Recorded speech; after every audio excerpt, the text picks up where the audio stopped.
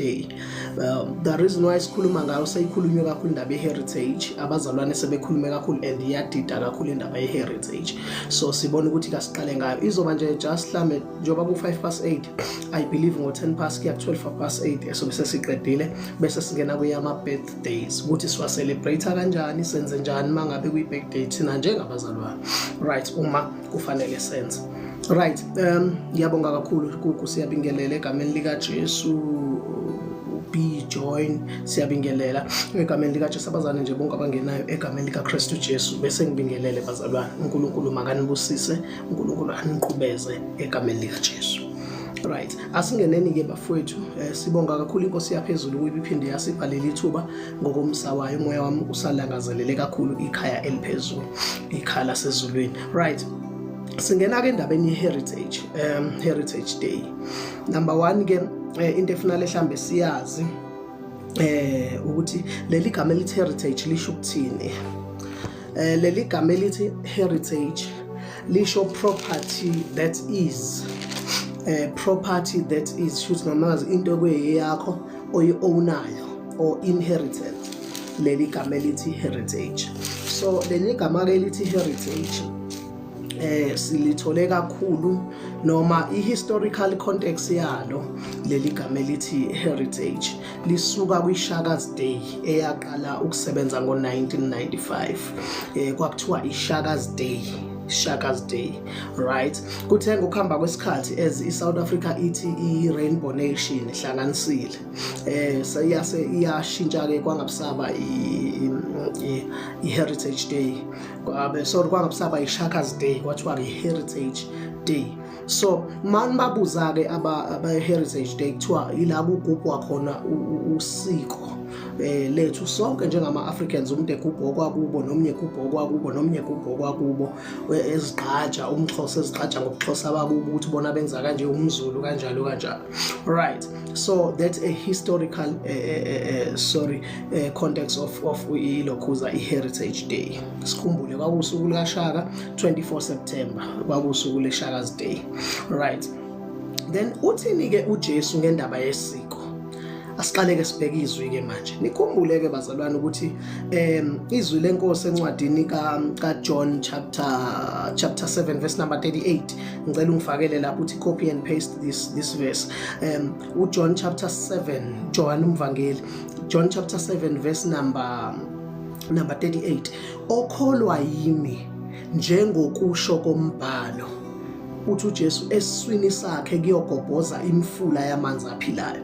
Okholwa yimi njengokusho kwembhalo. Yabona uJesu kwangathi wayesezikhulume zonke izinto kodwa wayesebuka ukuthi ukhona yena ozokwenza njengokusho kombhalo. So if singama-Christians noma if sisindisiwe kufanele sihambe njengokusho kombhalo. Asithathe into engekho embhalweni, asi-entertain into engekho, because njengoba nibona kugcwele ama-scandals kanje emabandleni, kugcwele zonke izinto, kugcwele wonke amanyala, kugcwele izono, kugcwele imidlalo. It's because sithatha izinto ezingekho ezweni. So uthi uJesu okholwa yimi njengokusho kombhalo, not njengokusho kaNgcobo, not njengokuhlaziya kwencwadi ebhalwe ubaba uNgcobo, not njengokuhlaziya komfundisi waphesheya noma umfundisi wase-Afrika noma umfundisi wase-South Africa.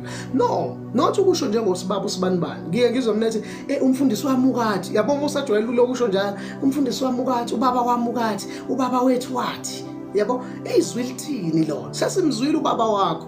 Kungenzeka geje ungamboni ngoba wena uthatha into eshiwo ubaba wakho, eshiwo izwa uyibona.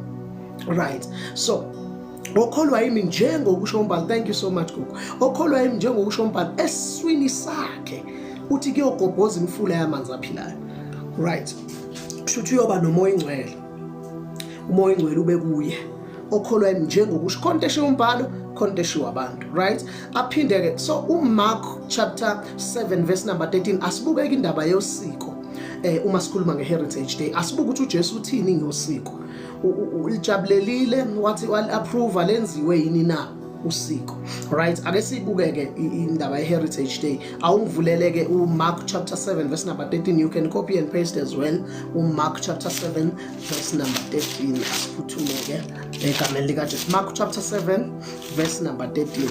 Ngicela ukulifunda-ke la. Angazi noma khona yini. Yeah, 7:13. Yes. Mark chapter 7 verse number 13. Nayo-ke lithi ke uthi kuJesu la mekhuluma ke uthi chapter 7 verse number 13 yes verse number 13 uthi uJesu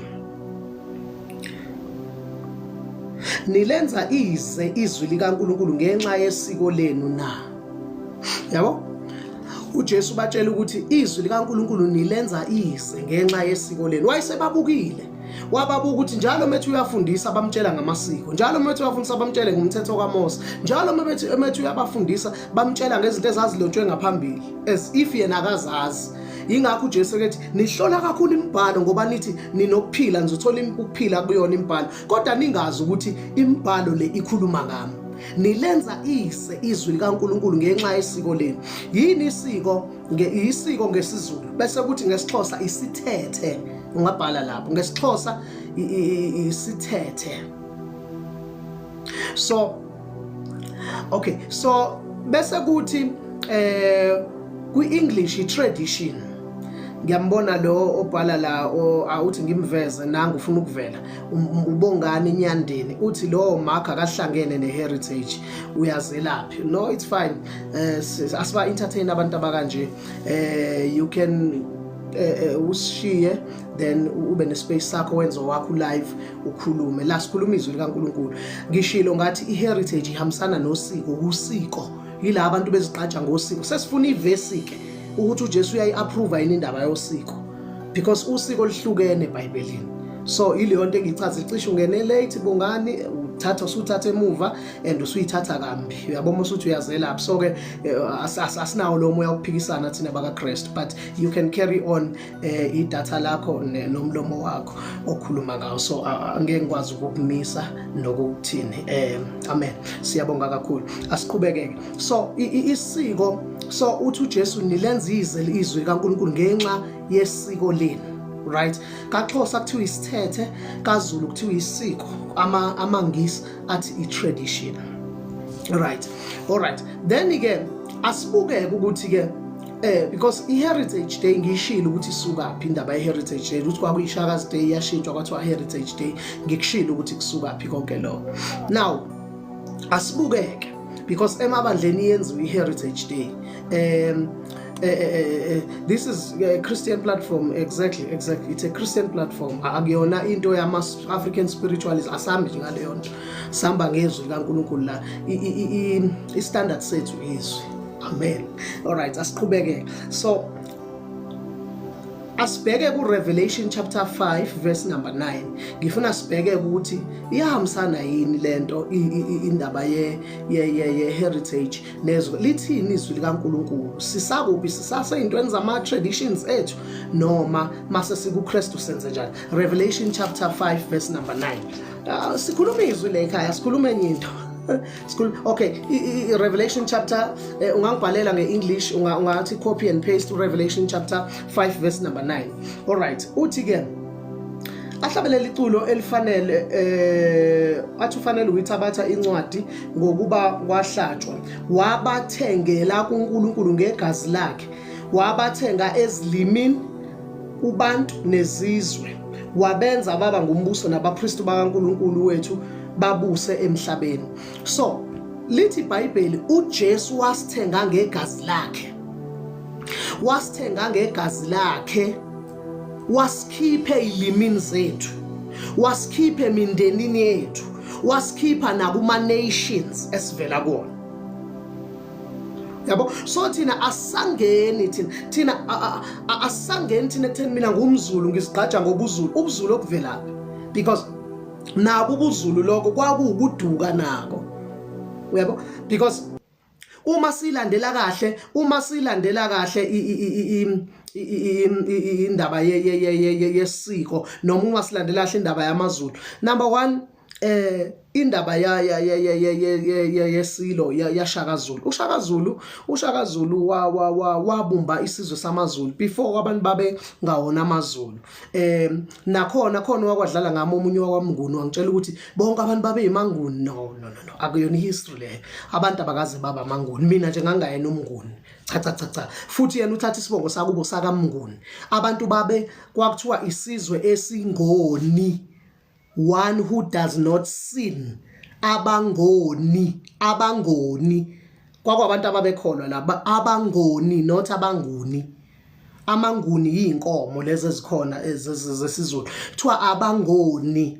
Now uShaka the time ehlasela wahlasela thina nje sasisizwe sasemafuzeni kukhona ogcwabo omkhize kanjalo kwakuyi lamalokhuza kwakuyigceme ngegcemo zabo njengokwezibongo zabo. So uShaka mayefuna ukubumba isizwe sakubo kaZulu wayesethatha wonke laba wahlasela abantu ababesarenda baphakamisa izandla bathi sesokwenza noma yini oyishoyo wabathatha kwabazobafundisa imikhuba yakubo kaZulu wabaqamba ngesizwe wenza isizwe sakaZulu, Zulu Nation. That's how Zulu Nation was formed. Uyabo yafomwa ngobuqhawe nangokulwa uhlula abanye abantu uzobenzisa into yakini. So umlando njalo. Lencwadi engikhuluma ngayo ibhalwe uMM Fuze, iapproved lencwadi engikhuluma ngayo. Ungahamba uyicheck e-library. So asiqhubeke. So ke kwasuka ke lapho ke uma sikhuluma ke ngokuthi iheritage ayikho into ephathelene neheritage approve heritage eBhayibhelini ayikho ivesi. uNkulunkulu wasithenga, uJesu wasithenga ngegazi lakhe wasikhiphe ilimini zethu nakumasiko ethu. Lisho njalo iBhayibheli. Mina ngikhuluma ngeBhayibheli la. uNkulunkulu wasithenga, uJesu wasithengela kuNkulunkulu ngegazi lakhe. So asanayo and ibuka into eheritage yasihlukanisa kodwa kuKristu siyahlangana.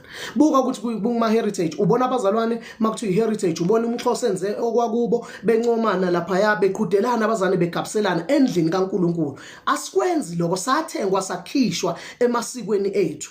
Khona amasiko sakhishwa kuwona uNkulunkulu asikhipha kuwona ukuthi la nala abasangeni laba. Lithi iBhayibheli wasithenga ukuthi sibe abakhe, sibe abapriest kuNkulunkulu ngegazi lakhe. uJesu wasikhiphe ilimini, wasikhiphe emindenini. Khona izinto zemindeni esingasangeni thina kuzona. So indaba yeheritage iBhayibheli alisupport ukuthi akuthiwe na iheritage laba abanzela ukuthi benze no. Asinayo leyo nto. So abantu abakhanda leyo nto endlini kaNkulunkulu, abantu abakhanda leyo nto endlini kaNkulunkulu, abantu abayikhandela imali, abazenzela imali. Ukuthi njalo ngoSeptember kuthiwe into zamagugu ani. Because thina mase sesikholwa sesisindisiwe silandela imithetho yokukholwa, silandela izwi likaNkulunkulu. Istandard sethu izwi, akuyona into eshiwa abanye abantu. So ke injalo indaba yeheritage, izwi alivumi ukucelebrate kwe-heritage day. Into yala nje eAfrica kahle into yala eSouth Africa eqalwe ngo95 isabizwa ngeShaka's Day kwahamba kwathiwa because bethi yini iRainbow Nation ayizwa lisupport. Amen. So ngiyabonga ngicathi sidlula kahle kakhulu lapho. uNkulunkulu anibusise. Haleluya. Ngizocela siqhubekeni ke so indaba ye heritage ime kanjalo sengiqedile ngayo.